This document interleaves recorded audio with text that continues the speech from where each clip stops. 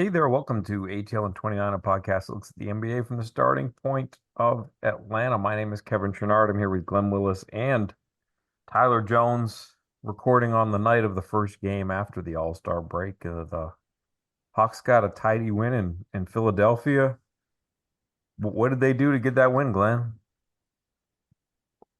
Uh, you want to say they played with composure, but the officiating was a little rough.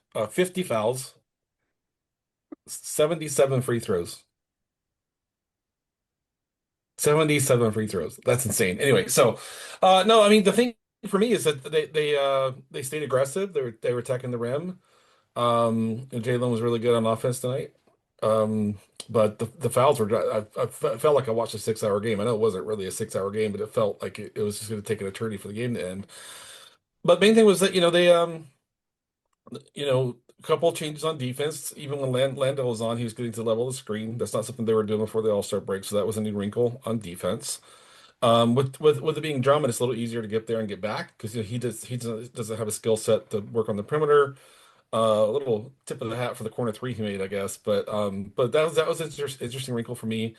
And on offense, Quinn put CJ back out there for the last about 2 to 3 minutes, and my guess is that was Jalen was just tired, and Quinn didn't want Jalen to have to run the offense down the stretch and put CJ out there to just handle the ball and kind of be a grown up. But for me, I thought they played well. I thought it was a good win. I thought it was just a really choppy game from an officiating standpoint, but they closed out the game strong the last 3 to 4 minutes, and that's not something that they have always been doing this year.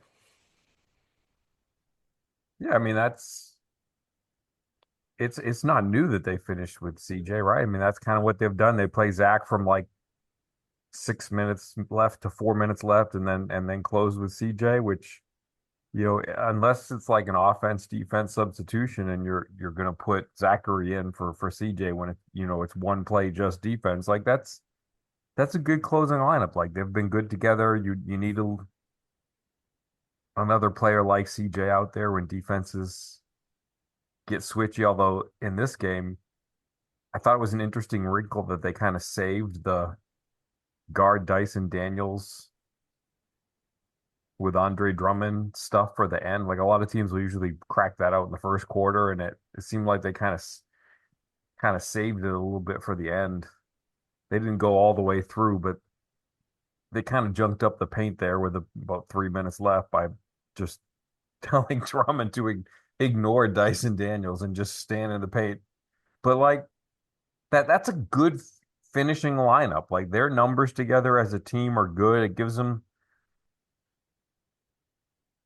enough offense to be competent, even if Dyson isn't super comfortable shooting. And like CJ just gives him a professional like that. I felt like that was his best game as a Hawk. I know he's had games where he scored more points, but like he did the right things on defense. The ball was moving. He was finding people Yeah. in the right spots when he was supposed to be finding them. Like I felt like that was his most complete game. And he can compete on defense in that lineup. Like, just hold it together for 3 minutes at the end of the game and uh, you know, against a lot of teams, that's going to be good enough defensively. Maybe have to like Yeah. go through the list of teams in the NBA where you're like, oh God, there's no way you can play CJ for the last 3 minutes. But like in the Eastern Conference, like it's kind of manageable. Like he should be able to play. So I And don't I know. think that helped. Another I thing that like that helped, lineup.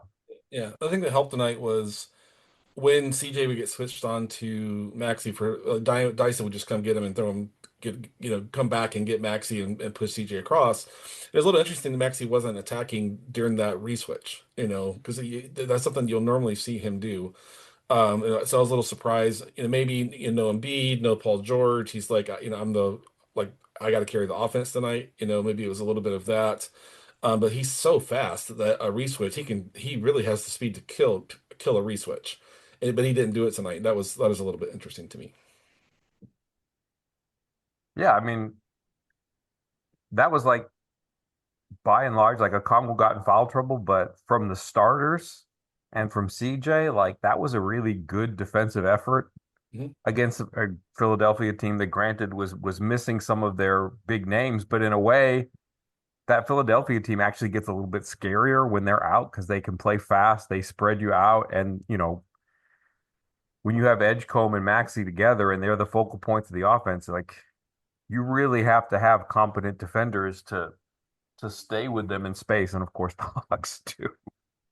Like that is just you kind of marvel a little bit at what Nikhil and Dyson can do in that situation. There are a lot of teams that with no Paul George and no Joel Embiid, like running the offense through Edgecombe and Maxey is really going to sort of thin you out and make you vulnerable. But the Hawks can kind of hold up in those situations, which is nice, Yeah, defensively, I mean, they were good all night from the first quarter on, pretty much. Um, except for the bench. yeah, well, I You, mean, that's you're another leading me thing. to But my what I was going to say. I kind of got frozen, but yeah, that was yeah, no, I mean, I don't know. There's not much to add to that. But like, I kind of want to talk about them closing because I didn't actually. I thought they actually played pretty poorly to close offensively. A lot of it was just guys not recognizing what the Sixers were doing. Like Okongwu was being guarded by Quentin Grimes. Like spread the floor out. Like calm down. First of all, I don't know why Nikhil like just goes into I gotta drive mode. Like he just randomly picks times where he's just gonna like drive all the way to the front of the rim, never pass the ball, and like get himself in trouble. He got fouled a couple times, but like still, like at some point you got to recognize, hey man, we have an advantage with Grimes on the Congo. We can just go to that, especially if Drummond's going to be guarding the way he was guarding, because like Drummond was like hip checking Dyson on the corner, like he was like trying to hide himself or something. I don't know. It didn't make much sense what Drummond was doing defensively, but like overall, I just thought those are opportunities where they can get a Kongu some easy looks around the rim, like just to calm things down. I thought they were a little too look a little like just not playing with much composure on offense to close. But their defense made up for it, so it didn't matter. Like, so in the clutch there, but like I would like to see better recognition. I thought I don't know Dyson in this jumper. Like I don't know what's going on. Like he's getting no lift on his shot. It makes no sense to me right now. Um, I guess he just has to keep shooting it, but like it's a problem. I actually, but like his defense was so good tonight, he had to be on the floor. Like I think his individual defense was the difference in the game. Maxi couldn't create really advantages when Dyson was guarding him. Same with VJ Edgecombe. Like overall, like again, the Hawks played great defense throughout the night, except for when Quinn decided to self tank. But I would like to see this trend continue of like particularly Jalen being locked in as he was defensively. It's going to be hard because he's playing 38 minutes a night. So uh, again, that's where like hopefully Kuminga can help out a little bit, take some of the burden off of Jalen. yeah, that's one thing I want to get to later. But like the bench defense was like that was the one problem spot, right? And Quinn, to his credit, like at least played Mo Gay. Like I don't know that that was one of Mo's better defensive games, but at least I it just don't. wasn't, hey, I'm going to roll out four bad defenders at a time, which we've seen on occasion. And it's still not great because when you've got, two subpar defenders out there, there's still enough holes. Like there, the Sixers were getting a lot of mileage out of There's there. putting I Kispert mean, over a screen or just pulling up it when was he just was sagged too far back, just walk right into a shot. Like they were it was rough watching Kispert on defense. no, like I don't understand why Kispert played so much. Like it, Yeah. it wasn't. This is a smaller team. First of all, this is a smaller basketball team. You could probably get away with either playing Gabe Vincent a little bit more, or going to like or going a little bit. If you don't want to play C.J. Dyson and Keel too much, like you could have gone to Gabe. I thought that would have been a perfectly reasonable option, or just play Ricochet more, considering how well he was playing, particularly on defense. Like there is no real difference between how Kispert plays on offense and how Ricochet plays on offense. There isn't compared. Like if anything, Reese Chase just a better play finisher at the rim compared to Kispert. Kispert might be a better driver, but like as you saw tonight, when he's up against real athletes, he can't finish at the rim, and it's a massive liability because like those types of shots are the shots that lead to transition buckets. I just don't understand why he played 11 consecutive minutes. Quinn did a better job in the second half where he just played 6 minutes. I'm like, just do that in the first half. Like if at least the Kisper only playing 12 minutes a night, then he only plays 12 minutes a night. Like figure something else out, but it cannot be Jack Landell, CJ McCollum, and Corey Kisper all on the floor at the same time. A better basketball team will absolutely destroy that lineup. Doesn't matter who unless it's Dyson and Mo. And like Dyson and Mo play great defense together, but like still, like you are playing with fire, going with that, particularly when you're watching Kisper just getting absolutely roasted by literally any basketball player that was he was guarding. Like it didn't matter their quality; they were getting a quality look either at the rim or from three because Kisper is just not a very good athlete. He's not a very good defender. He is strong, he is physical, but against a smaller team in particular that could take advantage of his lack of foot speed, this was a major problem. I really think Quinn just needs to tighten up the rotations here. Like it's 26 games left in the season. You don't have to play everybody. Like you just don't. You already decided Buddy's not good enough. You already decided you don't want to play Gabe. But right now, to me, I'm like Corey Kispert has not earned anything. Like the Hawks have like there's no reason for him to be getting all these minutes. Like it's pointless to me. Like just play Risache or play CJ McCollum more. Like do something else because the Kispert minutes consecutively were the problem. If you want to play Kispert, sure, maybe he has it going. You let it ride out with him. But like 11 straight in the first half, like that is literally you're begging your team to lose the game there. Like you're begging for one basketball player to tank what you were building because like the Hawks are playing so well without him. Then he comes in the game and the Sixers just automatically every possession we're attacking Kisper, we're attacking Kisper, we're attacking Kisper, and Quinn just looks there and it's like, bro, at some point you have to recognize what the game plan is and you have to adjust sooner than you do. 48 minutes, every possession matters. Every game matters now. Like if the point is we're trying to win every game here, we got to be smarter with our rotations. I hate bringing this up every time I'm on a podcast, but it's just the truth. Like it's just not. It doesn't make sense and it's stupid.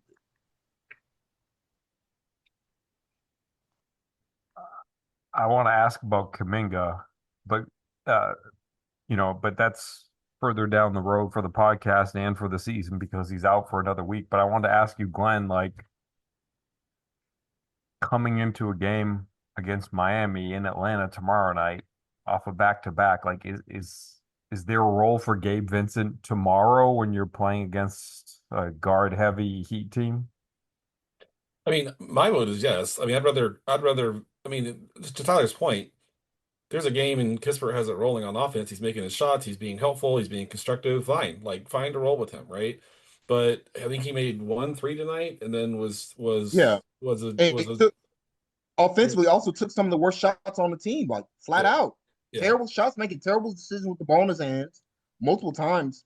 Like he tried to power dunk on somebody when Jalen Johnson is streaking down the lane. Like, what are we doing? Just give the ball to Jalen, dude. Just give the ball to Jalen. What are we doing? Yeah. So I mean, yeah, that was an interesting decision. I'll put it that way. But no, for me, I think Gabe Vincent is just a more he's an actual two-way basketball player, right? He can defend the point of attack. We've talked about this before. And like when I was on Brad's pod last week, I said Quinn Who? could choose to have two of Nikhil, Dyson, Zach, and Gabe Vincent on at all times in the game. He could do that if he wanted to do that, right? But he keeps swinging back towards offense with Kispert, even though Kispert's been inconsistent offensively, and you have to cover for him defensively, and he's often on the floor with players who don't have the capability to cover for him defensively. And that's where the rotation wonkiness kind of just jumps out at me. There's nothing wrong with saying we're going to go a different direction tonight. Hey, the Heat are going to play three guard lineups the whole damn game. So we're going to go smaller and we're going to play Gabe. There's nothing wrong with that. Like Kispert's a grown up. He should understand that that's how the league works. I mean, we all know NBA players have pride. They take pride in their game, and they think highly of themselves. They have a lot of confidence and stuff like that. But the culture the Hawks are trying to continue to push forward is one where there's selflessness and you support your teammates. And even if it's your night, you get your minutes cut short, you're still cheering on the guys who are on the floor, and that should be the expectation for everyone. So for tomorrow, I mean, I do think Gabe Vincent is a guy that's going to be helpful in that matchup. It could be. Will Quinn play him? I have no freaking idea if Quinn will play him. I have no idea if Quinn will play him. But I think they should be loading up two point of attack defenders on the floor all 48 minutes across the game. And I think that's the right thing to do. They need more balanced lineups across the 48 minutes, and Quinn is still kind of swinging towards offense when the second unit's on, and that's when they're vulnerable. I mean, maybe it was okay that in the second half when Maxey was off, there wasn't really an offensive threat that could really take advantage, I guess. But as soon as Maxey came back on, you better have your best defensive lineup on the floor, right? Because that dude's good. That dude is really, really, really good. Yes, it really is. And shout out to Dembona too. I don't know what it is about the Hawks. People talk about him like not being that good, and I swear every time he plays the Hawks, he looks fantastic. I mean, He's it's a good. lot of smoke and mirrors, but like he was not. I didn't think he was that good, honestly. But he plays with a lot of heart and energy, and that's what matters for a backup center, really. But like yeah, I don't know. I don't find that to matter as much as just playing good basketball. And he's okay, but like I think when he's asked to play extended minutes, you kind of see the flaws in his game and Mhm. why they don't want to play him that much, why Drummond is still in the rotation, even though Drummond has a lot of his flaws as a basketball player. Like, this is of course when Embiid is Right. healthy, so he's kind of just making a point. But Bona's absolutely good for an 82 game season, but you do see like the real limitations of his game on both ends of the floor as a basketball player. It's like he weird. He's just not as intuitive as you would like for as limited an offensive player as he is, if that makes sense. But like, I mean, he plays with a lot of energy, and it's fun to watch, when he's out there. But I thought Landell was actually cooking him a lot of the time tonight. Just kind of showing showing the young fella how it's done, how to play real basketball when you're big and physical. Uh, but I mean, again, like it's fun to watch, but like the Hawks didn't care. He can block as many shots as he wants. They were drawing fouls at an elite rate when he was out on the floor because he's reckless. And it's just too easy. Like it's too easy to get good offense when you're just that over aggressive. Like NBA players don't care that you block your shot. They're gonna go back right back at you. Like it's not a big deal to them. Uh, it's more important to be in the right spot positionally, to me at least. And I thought Bona was way out of position multiple times. And the Hawks took advantage, but I mean, I don't know. But like I see why you like him, Kevin. I'm not. I'm never impressed by that type of basketball player personally. Yeah, I mean, so on offense, he mainly functions as a screener, right? That's most of what he does, and he works hard enough at that, I guess, right? I think the way one of the interesting things of the Sixers roster is when Embiid's on the floor, they can't play fast because Embiid can't handle that. And Right. Drummond's older now too, and same other thing with Bono, they can play faster with him. He gets up and down the court, does let them play faster. Now he is limited offensively, but he tries to do what he can do to help. But I think he has good presence at the rim defensively. I think he's still learning timing and feel and all that sort of stuff, all that part of the nuance of the game. He's pretty young. But like I said, I do think that when Nurse feels like, and coaches do this a lot. We're down 10 points with 6 minutes to go or 5 minutes to go, whatever.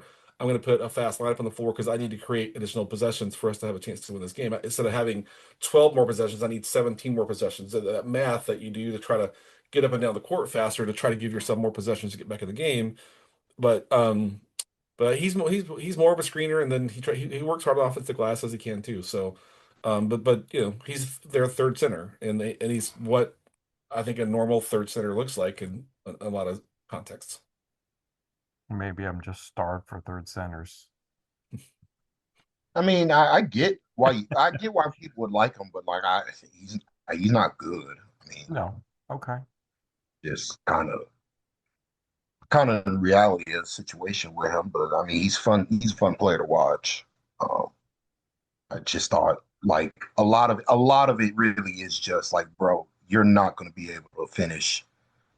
You gotta pass the ball out here. You gotta pass the ball out here. They're going to rip the ball out of your hands every time. Like the NBA is just so.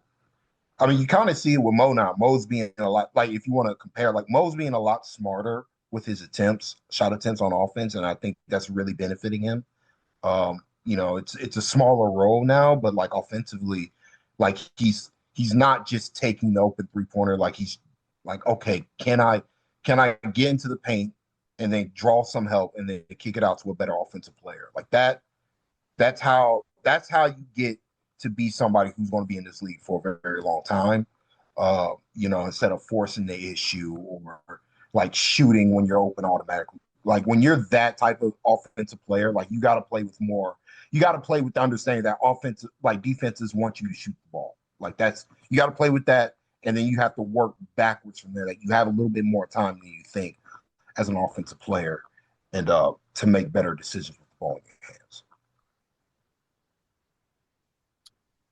What did the Hawks do to stay in this game from a rebounding perspective? Because that was something that I thought they might struggle with. Yeah, I Zach mean, played yeah. Zach was active. They were all more engaged and active at rebounding, and Bobby was said on the broadcast. Um, it just even being even when you're going up against the team that has Drummond is that's a win, right? And so if you That's can right. just stay even, that's a win. Zach was super aggressive on the offensive glass tonight. I thought he was aggressive as a shooter too. He wasn't hesitating at all, and but again, and I thought is Quinn going to close with Zach the whole way here? He ended up not doing that. But like I said earlier, I think it was a factor of Jalen played a million minutes, and I think he was just tired, and CJ hadn't played as many minutes, and was a good trustworthy guy to have just kind of run the offense down the stretch, so Jalen didn't have to get have all that workload still continue to be kind of allocated to him. And another thing that helped is again the great perimeter defense dogs played all game. Like they weren't caught in rotation. So you're Yep. not caught in rotation. You're able to, box out and able to do the little things to help. And to me, I thought that was really more the difference combined with, the Sixers not having their best offensive players. That helps a lot. Like it's easier to help on somebody like like their power forwards who are like good utility players, but are kind of a little behind on compared to like the types of basketball players you would want if you're trying to win at a higher level. Um, so like I thought the Hawks took good advantage of them on defense as well. So, and like again, like playing Zach Moore helps. Playing bigger, more consistently helps. That's why maybe if you want to argue, that's why Kispert played. My only point is that he didn't have to play that much. Like he could have just sucked Zach into the game sooner. Especially again, if you're not going to close with Zach, you might as well play him more in the first half.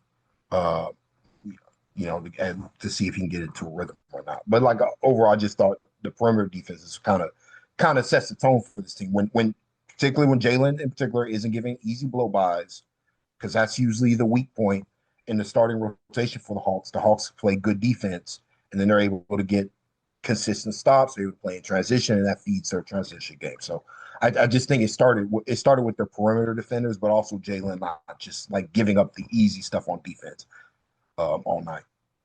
Yeah, I think that's a really good point because like Okongwu did a great job boxing out Drummond. Like Drummond still got his rebounds, but it wasn't ridiculous. But the fact that the defense was good really enabled him to not be out of position and having to go figure out where Drummond was to get that box out. He was able to stay attached so that he could do it. Yeah, There this is were kind there of were a times like you talked about Jalen not getting blown by, but like that's how Okongwu got his fifth foul. Like Jalen was just like out of position on defense. Somebody got right past him and that was like one of the rare times where Kongwu had to do something in rotation, and that was almost a key situation because they had to take him out of the game with his fifth foul at that point. But by and large, for most of the night, Kongwu was allowed to stay closer to Drummond so he knew where he could get that box out. Sorry, Yeah, man. and it's like the plan was like Onyeka's like I'm just gonna try to put my body on him. I'm probably not going to get many rebounds, but if I could just keep him from getting the rebounds, then maybe someone else on my team can get the rebound. And that was the plan. And Jalen came down and rebounded well. Dyson rebounded well. They were more active and engaged in that area of the game. And that's something that you need to do more consistently the rest of the season to give themselves a chance to win games.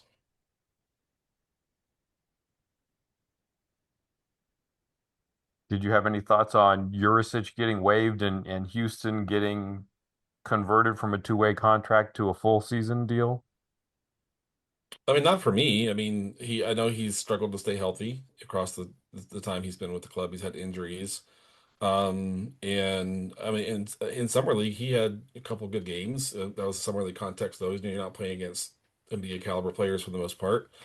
I still hope he, finds a place that can help him develop in the way that he needs to be developed, and maybe it's a little bit like Veet. Veet needed 2 or 3 years to really kind of become a real NBA player, and had to really kind of commit to his own development. So he seems like a guy that's easy to root for, but I felt like he's not really in the plans, for heading in even for the rest of the season. He's never going to play a minute this year, right? That's the thing there. Houston can really shoot the basketball. He's a little, I mean, but he's another negative defender in some sense. He's organized and professional and stuff like that. It's just that he doesn't have the lateral quickness to on ball, defend on ball, and things like that. So I just think having another shooter on the roster helps you the rest of the season. But that it didn't surprise me that they went in that direction. Yeah, I thought it was a little bit curious. Like to me, it feels like, whatever the behind the scenes thing is, like, trying to keep, a certain player happy. If you sort of say before Caleb Houston comes here, like, we're going to do everything we can to see if we can get you on a regular deal by the end of the season or something like that. Because, I think the last couple of months, Caleb Houston hasn't been very good. Like, and that's Yeah, not, no, he's he a shooter, and it's more than just what's that? he's been pretty bad. To Yeah, say so. like just in those Skyhawks games, like he hasn't. It's not just that he's been a bad shooter because obviously that's like the thing that he's best at, but he, when he gets chased off the line the last couple of months, like the offense that hasn't looked good. It's just like a very discombobulated offense. It's like he can't get to that next progression of what the offense is supposed to be. Like he just needs to try to get to the next play for somebody else and use his gravity. And it doesn't seem to manifest itself in any way. Like if you just get him off the line, the fact that the defense went to close him out, like he doesn't see the next pass, he doesn't dribble well. I just feel like the last couple of months have been pretty rough for Houston. And like in like some pure like meritocracy, like I just like I just feel like Christian Coloco is like a much more valuable basketball player. Like if you have to like just value somebody in terms of what they can do for your team, like I feel like he should have prominence or relevance over Caleb Houston, who I just don't think is really ready to help the Hawks in any way. Like, and with the Jurisic thing, like, yeah, he's not ready. I think the thing that might be missed a little bit is like one, like he really can't shoot, which is obviously really, really problematic. And the thing he does well is pass, but like I think the thing that people miss out is like, this league is like a driving and play defense kind of league. And like he can drive the ball. And this season, compared to last season, like he's made a lot of steps as a defender. They were using him to finish games as sort of like, you know, like a four perimeter player lineup. And of course, they haven't had a good defensive center all year, but they could kind of get by with him as like a strong defender on the perimeter. with some other good defenders like Kobe Johnson and Ray J. Dennis. Like that was their finishing lineup, and just with ball pressure and being pretty good on defense, even without a good defensive center, like they kind of made it made it work and like work in quotations because they keep losing a lot of games. But like I just I guess the simple point is just I think Jurisic is way better as a defender than he was when he was hurt. Like he was really slow last year coming off the foot injury, and I think the one thing that might be overlooked is like I think he has potential as a defender. So I don't Yeah. know. I He thought has that good was he has, curious. he has good size. He needs to go somewhere where his development will be prioritized. His agent needs to find a team that will say, yeah, we're going to commit to helping you develop. Because he has good size and he plays hard and he's kind of an emotional player, in some ways as well when he's on the court. So we'll root for him. But on the Houston thing, like the shooting is the forte. But the rest of the skill set, to your point, it's like the Hawks run a lot of motion and movement and split cuts and you got to be able to 0.5 a play and diagnose what the read is, shoot, pass, or dribble, or attack the seam, or attack your closeout defender, whatever it is. And his skill set is just diminished in those other areas where that 0.5, he doesn't have the whole tool set you would need to have to kind of execute that well. Now, when somebody get when we saw him play earlier in the year, say preseason, played some in the preseason, when like Nikhil would get stuck, he'd come up and get a screen and get a different defender on him, and so he tries to do the things that their offense calls for, but the skill set limitations are there. But that's why he's there going to be their probably 15th guy all season, right? And not play a ton unless there's guys missing second night of back to back or whatever it might be. Yeah, yeah. Yeah, I mean, Nico, like he's 100% a guy. Like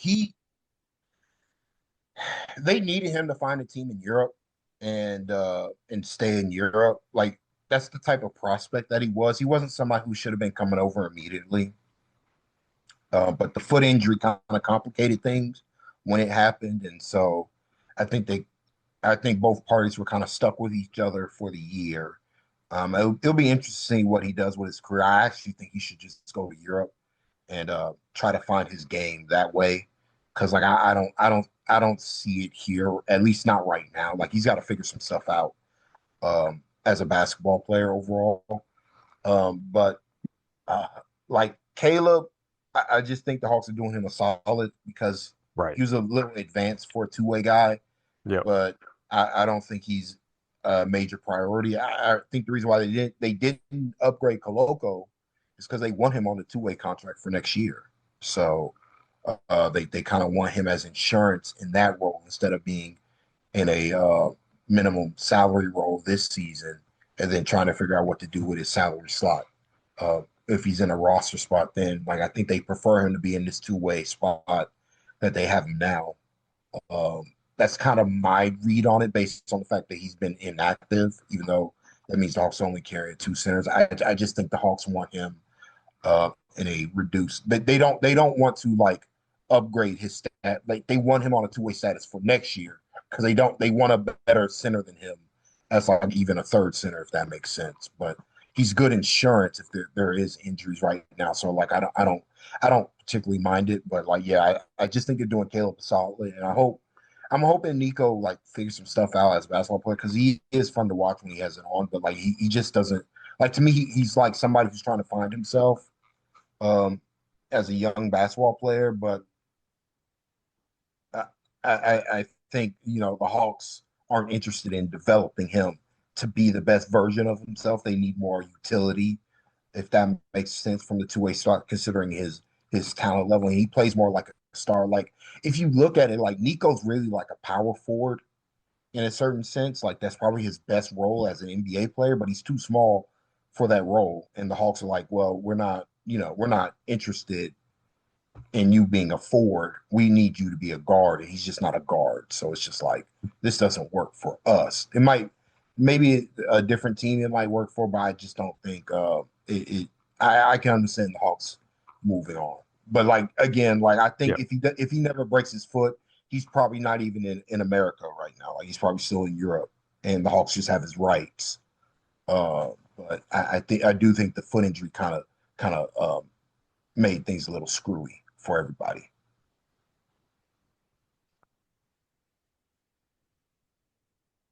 is there one player like you talked about Dyson sort of having a his jump shot just looking off, and obviously it's been off all season, but like the fact that they've had to use Dyson a certain way on offense to make it work, is there one player who has suffered the most because of it? Other than Zach, I don't know. No, I wasn't saying other than Zach. If you want to answer Zach, Yeah, I mean just Zach because like those are the areas of the floor that Zach could also use to help, but you know, because Dyson has to operate like Dyson has to operate in the dunker spot all the time, or if he doesn't have the ball in his hands, just because teams aren't going to respect him from the corners right now. So it's just like, yeah, I mean, it's kind of tough. But I don't know. At the same time, like Dyson's been a big reason why Kongwu, I think, is playing great ball on offense. Yep. I think Dyson's a reason why Jalen's playing some great ball as well. Like he does unique stuff to get defenses in rotations as an offensive player, and he's pretty good at setting screens as well. He kind of drives offense that way. Like he's a very unique player. I think overall he's helped a lot, but I do think primarily because Zach is underdeveloped offensively as a basketball player. That's who's hurt the most because we saw it one time and it felt like the first time it was ran in like I don't know a month that Zach got an actual pick and pop for a 3-pointer, and it's like that's something the Hawks did every game with him and Trey. But they can't do that. When Dyson's the nominal point guard, like they cannot run that action. And so like that's one way that takes something that Zach can't get in a rhythm, on offense because and this is my point where I'm like, well, I would like to see Zach play with some bench units, play with CJ a little bit more, play with Nikhil a little bit more, play with Dyson less to maybe to see if we can find something else for him to at least get into a rhythm offense because defensively he's so good. It really behooves the Hawks to get him on the floor as often as possible. Yeah, it helps that both of the centers can shoot. That helps. It helps that Jalen has improved as a shooter. But having him on, and he was prioritized more tonight than we've seen in a long time. He actually touched the ball a lot more tonight than he normally does, and that was part of that was just him being more assertive, right? And just in making himself available. So I want to see more of that. I want to see him be more and more and more assertive, and hopefully he will be. But having two centers that can shoot is makes a big difference and makes it more accommodating. yeah. No, my answer was Zach too, because it limits the volume of touches that he gets to kind of get some feel, limits the number of times he can play in a screen. If you go back to last season, yeah, like it was almost like a switch flipped when they stopped using Capella. Like as soon as Capella was out of the picture, it was a whole different world for Zach because there wasn't anybody in the dunker spot, and he got so much more going to the rim. So yeah, I mean, I would say the same thing. I would say Zach. Like it just it's something to think about. Anyway, hopefully we can do this again soon. And thank you and good night, Bob. Good night, Bob. Bye, bye.